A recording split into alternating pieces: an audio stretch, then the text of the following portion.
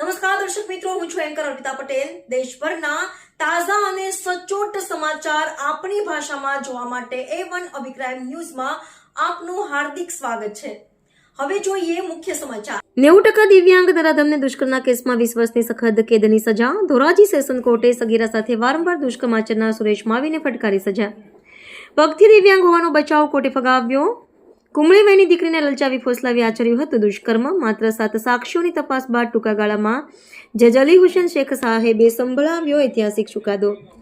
સરકારી વકીલ કાર્તિકેયની પારેખની ધારદાર દલીલોને મેડિકલ પુરાવાના આધારે આરોપી તકસીરવાન જાહેર। ભાયાવદર પોલીસ ઇન્સ્પેક્ટર વીસી પરમારે ગણતરીના કલાકોમાં આરોપીને પકડી રજૂ કર્યું હતું ચાર્જશીટ। પીડિતાને સરકારી વિક્ટીમ કોમ્પન્સેશન સ્કીમ હેઠળ વળતર ચૂકવવા પણ કોર્ટનો આદેશ। રિપોર્ટર ફિરોઝ ચુનેજા, ધોરાજી। નમસ્તે, હું Kartikeya Manojbhai Parekh, additional public prosecutor, sessions court Dhoraji. આજરોજ ધોરાજીના મહેરબાન એડિશનલ ડિસ્ટ્રિક્ટ એન્ડ સેશન્સ અને સ્પેશિયલ પોક્સો જજ શ્રી અલી હુસેન મોહિબુલ્લા શેખ સાહેબે આરોપી સુરેશ દલસિંહ માવીને 20 વર્ષની સજા તથા દંડ ફટકારેલ છે।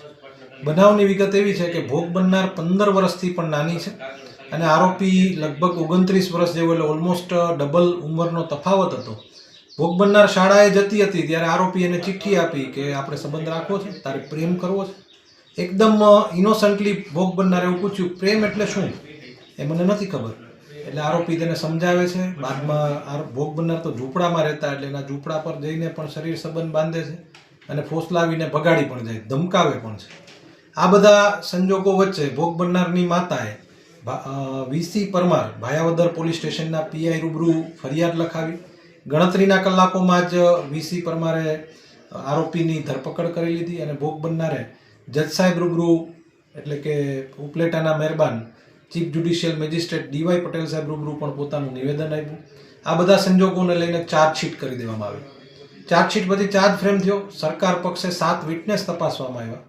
મહત્વની વાત એવી હતી કે આરોપી 90% ડિસેબલ, એટલે કે પગેથી ચાલવાની જે ક્રિયા છે, આરોપીના બંને પગ લકવાગ્રસ્ત છે અને 90% ડિસેબલ છે। આવા સંજોગોમાં આરોપી તરફથી તે શરીર સંબંધ બાંધવા જ સક્ષમ નથી તેવો બચાવ લીધો હતો।